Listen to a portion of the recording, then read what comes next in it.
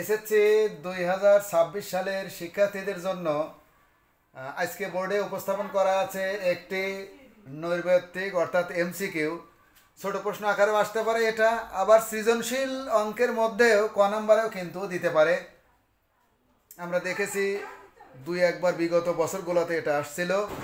এটা দেখো, এ স্কোয়ার সমান 13 প্লাস রুট ওভার 168 হলে এ ইকুয়াল কত? অর্থাৎ এ স্কোয়ার সমান 13 প্লাস রুট ওভার 168 দেওয়া আছে। এটাকে আমরা এর মান বের করব কিভাবে? এই 168 রুট ওভারকে ভাঙতে হবে। আমি এই ডাইন দিয়ে এটা মুছে দিলাম, দিয়ে নিচ দিয়ে দেখো বড় বড় করে এখান থেকেই অঙ্ক করা শুরু করলাম। এবং একটু বড় করে করলে বোর্ড জায়গাটা ফাঁকা হলে তোমরা বুঝতে বেশি সুবিধা হবে তোমাদের। তাহলে স্কোয়ার স্কোয়ারই থাকলো। এইটা কিন্তু আমরা আপাতত 13 থাকলো, প্লাস এইটাকে দুইটা সংখ্যার গুণফল করতে হবে। তাহলে 4 গুণন যদি আমরা 42 দেই, তাহলে 4 দুগুণ 8, 4 4 হলো 168, বা স্কোয়ার স্কোয়ারই থাকলো,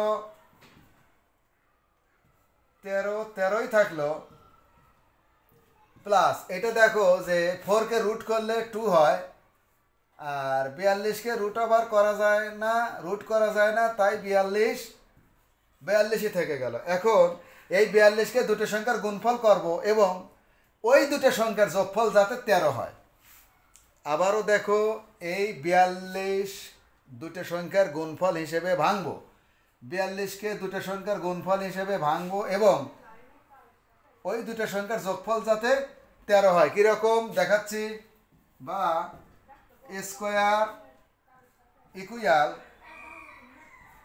root over 7, 6 7 42 plus 2ab plus B square. দেখো, এই স্কোয়ার আর রুট কেটে যায়, এই স্কোয়ার আর রুট কেটে যায়, 7 আর 6 13 হয়, এবং এই দুটো গুণ করলে কিন্তু 2√42 হয়। তাহলে এটা একটা সূত্র পড়েছে। কি সূত্র? Square equal root over 7 plus root over 6 whole square. এখন দেখো, উভয় পক্ষের স্কোয়ার কেটে যায়, সুতরাং এ ইকুয়াল কত? Root over 7 plus root over 6, এইটা আনসার।